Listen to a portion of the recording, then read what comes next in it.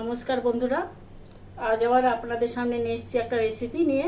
এই যে রুই মাছ, এই 3 পিস রুই মাছ নিয়েছি, এটা দিয়ে পাতলা ঝোল করে দেখাবো আপনাদের। একটা কড়াই নিয়ে নিলাম, কড়াইটাকে আমি গরম করতে দিয়ে দিলাম। এই মাছগুলোকে আমি লবণ, হলুদ আর লঙ্কা গুঁড়ো দিয়ে মাখিয়ে নেব।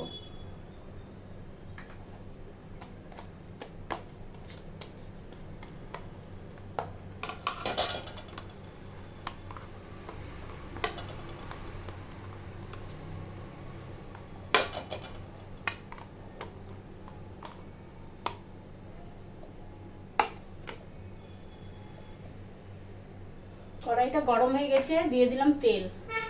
তেল দিয়ে আমি ভালো করে মাছগুলোকে, বেশি ভাজবো না, হালকা করে ভেজে তুলে নেব।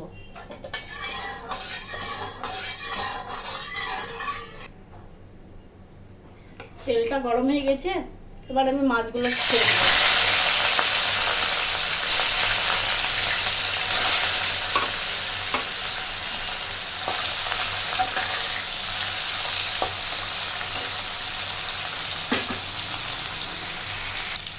মাছগুলো ভাজতে ভাজতে একটা মশলা বানিয়ে নেব।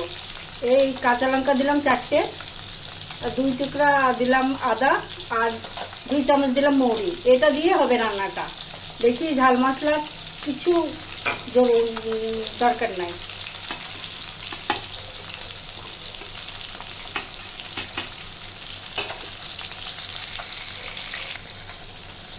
মাছটা ভাজা হয়ে গেছে, আমি তুলে নেব।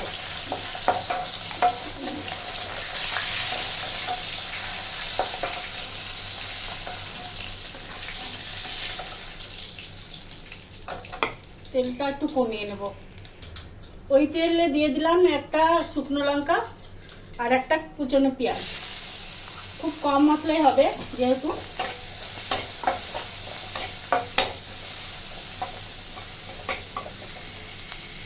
পেঁয়াজটা ভাজা ভাজা হয়ে গেছে, এই যে পিষেছিলাম মশলাটা দিয়ে দিলাম।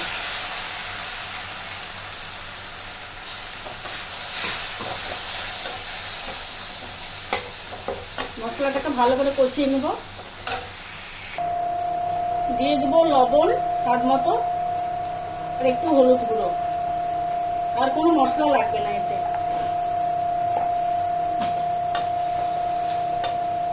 তেল ছাড়া অবধি কষিয়ে নেব। তেল ছেড়ে এসছে, এই সময় দিয়ে দেবো 2 চামচ মতো টক দই। দিয়ে ভালো করে একটু কষিয়ে নেব। তেল ছেড়া ছাড়া হয়ে গেছে, এবার দিয়ে দেবো পরিমাণ মতো জল।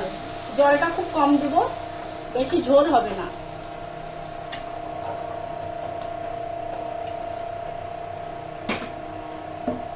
এটাকে ফুটতে দেব। ঝোলটা ফুটে গেছে, ভেজে রাখা মাছগুলো দিয়ে দেবো।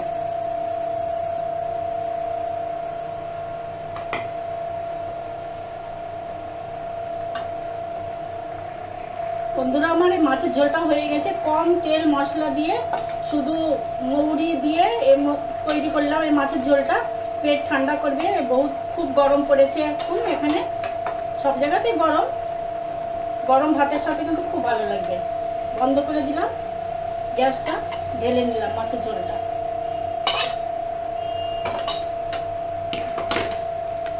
হ্যাঁ, হয়ে গেছে আমার মাছের ঝোল।